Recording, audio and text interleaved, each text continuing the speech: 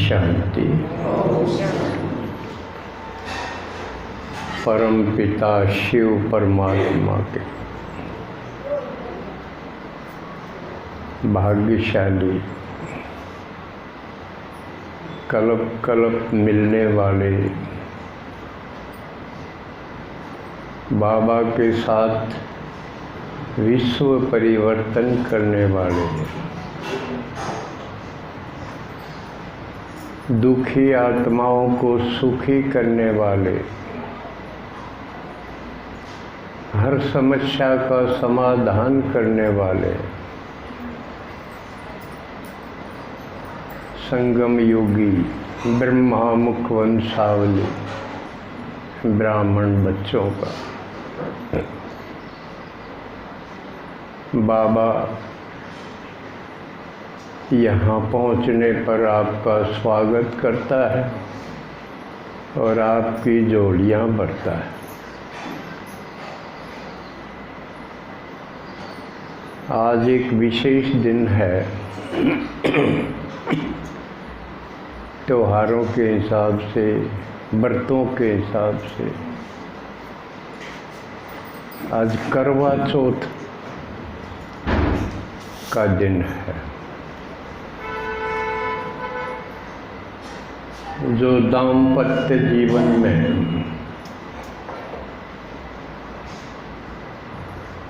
सुख संपन्नता लाने के लिए भक्ति मार्ग में बनाया गया।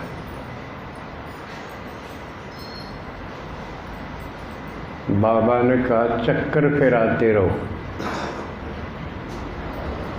क्योंकि सारे ज्ञान का केंद्र चक्र जिसमें रचना के आदि मध्य अंत का वर्णन है,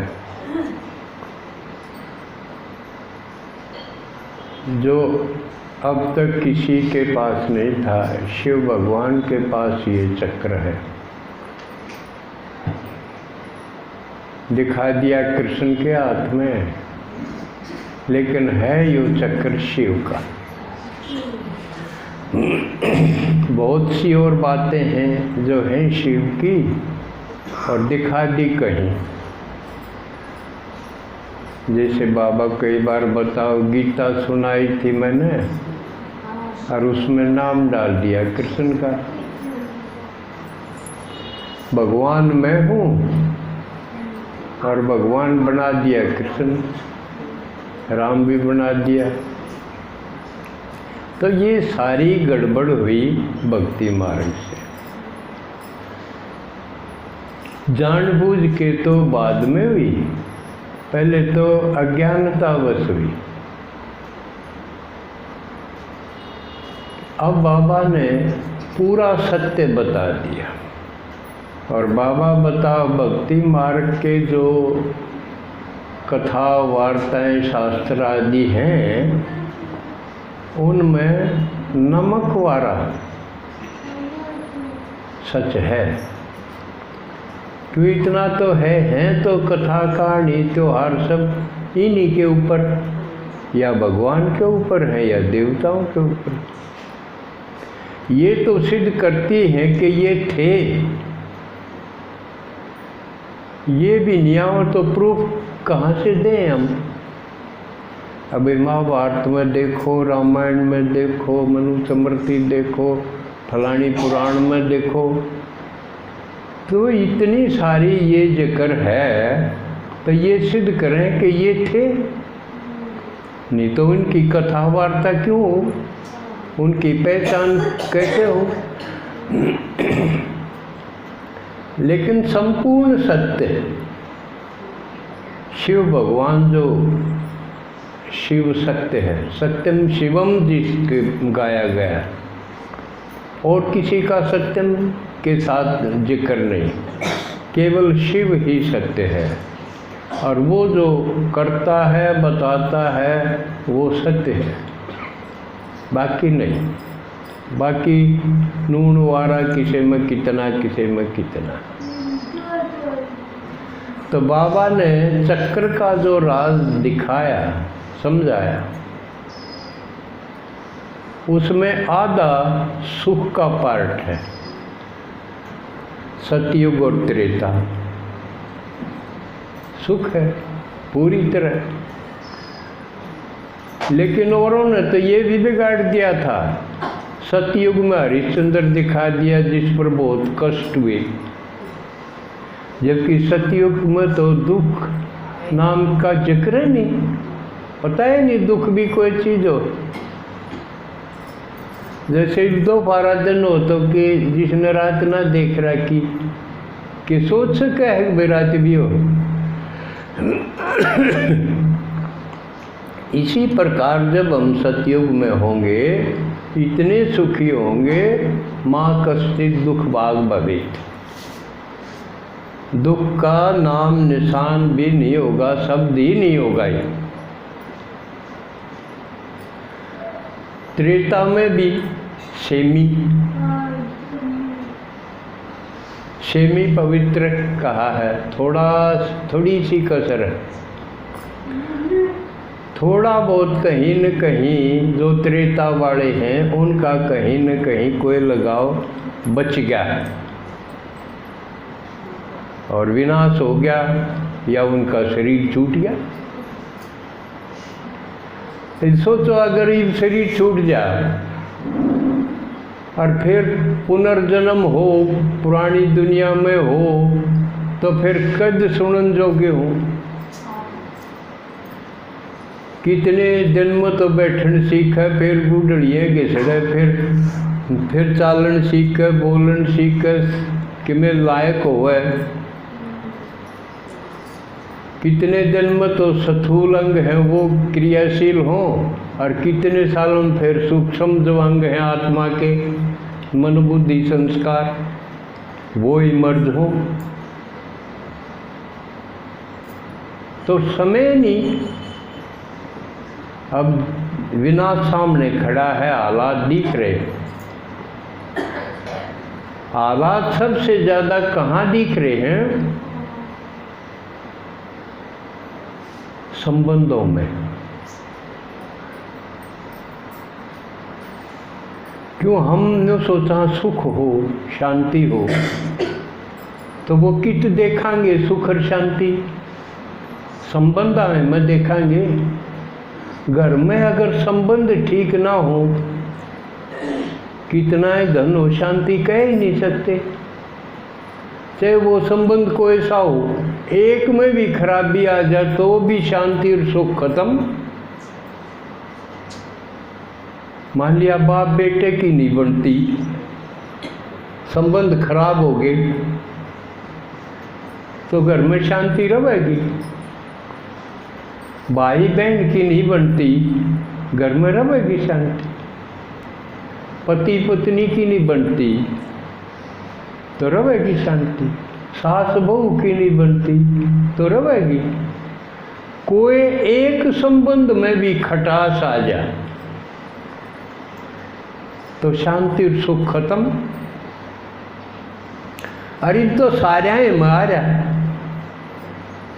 कोई सा संबंध बच रहा है जिसमें सुख हो? आपने भी दिखता होगा, मेरे ख्याल में तो कोई ऐसा संबंध बच नहीं रहा जिसमें सुख हो। सब में खटास, नून पानी, लेकिन जीना तो पड़े है। जीना इसलिए पड़े है क्योंकि मौत नहीं आई।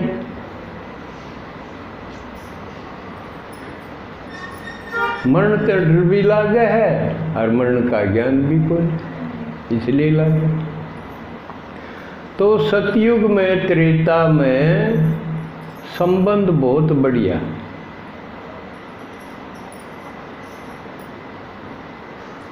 कोई दुख नहीं। और द्वापर से फिर बाबा ने बताया रावण राज शुरू हो गया, विकार आए तो संबंध खराब होने लग गया। वो हर चीज़ में गिरावट तो आई, लेकिन और तो खटा जाए। अगर संबंध ठीक रही जावे तो सुख रहे।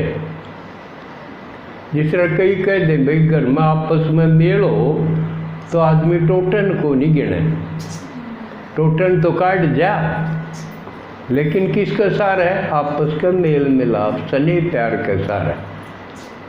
लेकिन स्नेह प्यार ना हो तो धन भी कुछ नहीं काम आ सकता।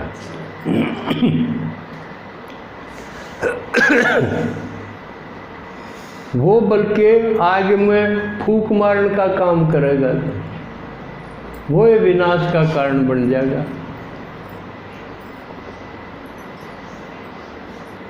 तो कुछ दिन पहले के संबंध कितने अच्छे थे, द्वापर के शुरुआत के भी इतने बुरे नहीं थे।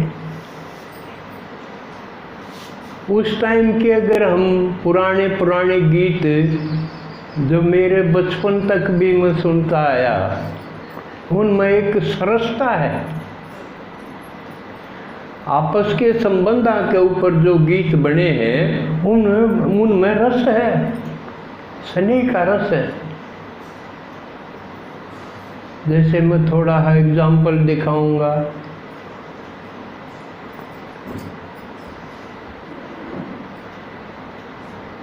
दीदी सुनाओगी।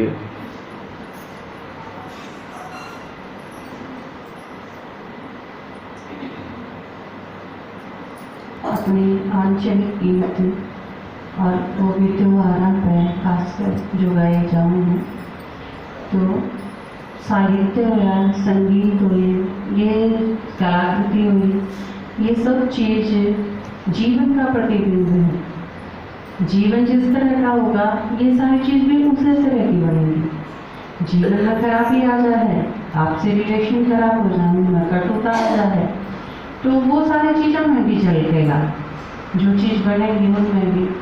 आजकल देखो आप, जैसे त्योहार वगैरह भी है, करवा चौथ का भी है आज, तो उसमें प्रधानता आप अगर देखो तो किस चीज़ की है? सिर्फ फैशन की। यो खरीद लो, वो खरीद लो, ये श्रृंगार कर लो, वो कर लो, और उसमें भी किसी छाल नहीं, किसी और कुछ, किसी चीज़ का पता नहीं, रहस्य किसी का बेड़ा नहीं। और जो एक सरसता थी, रस्मा की भी एक पवित्रता, एक सरलता, एक आपस में सुमधुर रिलेशन, वो चीज़ भी खत्म हुई। कुछ टाइम वो भी बहुत चाले हैं। आप अगर देखो तो भक्ति भी कोई छोटी चीज़ नहीं है।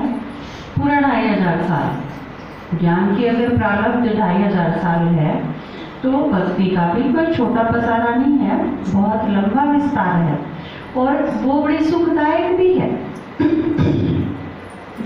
भक्ति अगर सही रूप में करी जाए, बाबा खातर, भगवान खातर, आप कहो, देवी देवताओं के प्रति भरोसा दें, एक निष्ठा दें, प्यार दें, रिस्पेक्ट दें, जब वे चीज़ करी जाए तो वो बहुत अच्छी हुए, तो वो बहुत अच्छे रूप में चली तो ये 2500 साल चल पाई है। क्योंकि आप देखो भक्ति स्टार्ट हुई द्वापर से, तो वो भी सतो प्रधान अवस्था थी, क्योंकि सतोर जो तमो में आई है। बल्कि आप अगर देखा, आप ये बताऊंगे कि द्वापर में जीवन इतना खराब नहीं था, कलयुग में भी कितना खराब था। कलयुग के बिल्कुल लास्ट में आगे ने ये जीवन मूल्य हैं वो इतने बुरी तरह टूटते जाए हैं। लेकिन नहीं तो आप 100 साल पहले का जीवन भी अगर देखोगे तो बड़ा रस था हर चीज में।